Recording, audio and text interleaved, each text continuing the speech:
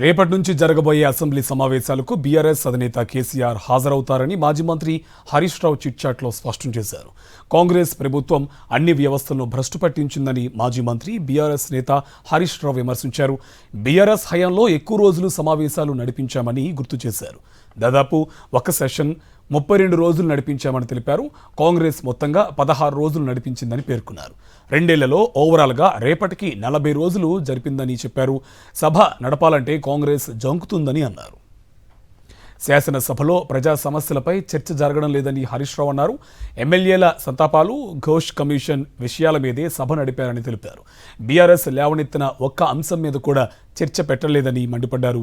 ప్రభుత్వ వైఫల్యాలను ఎత్తుచూపడమే ప్రతిపక్షం బాధ్యత అని స్పష్టం చేశారు.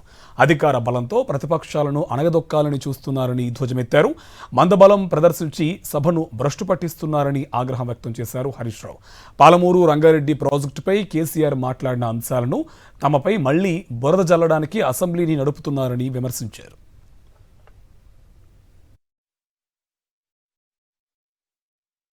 సభను 15 రోజులు ఖచ్చితంగా నడపాలన్నారు. మంత్రి ఉత్తమ్ కుమార్ రెడ్డిలాగా కాకుండా తాము ప్రిపేర్ అయ్యి సభకు వస్తామన్నారు.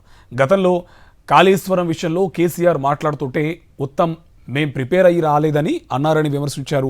తాను ఘోష్ కమిషన్ మీద మాట్లాడుతుంటే 7 మంత్రులు అడ్డుపడ్డారని గుర్తు చేశారు. మంత్రులకు సమాధానం చెప్పాలా, సబ్జెక్టు మాట్లాడాలా అని ప్రశ్నించారు. కాంగ్రెస్ ప్రభుత్వం సభ సంప్రదాయాలను తొంగలో తొక్కిందన్నారు. సబ్జెక్ట్ మాట్లాడినంత సమయం ఇవ్వాలని, మైక్ కట్ చేయొద్దని డిమాండ్ చేశారు. హౌస్ కమిటీలు ఇప్పటికీ ఎందుకు వేయలేదని ప్రశ్నించారు.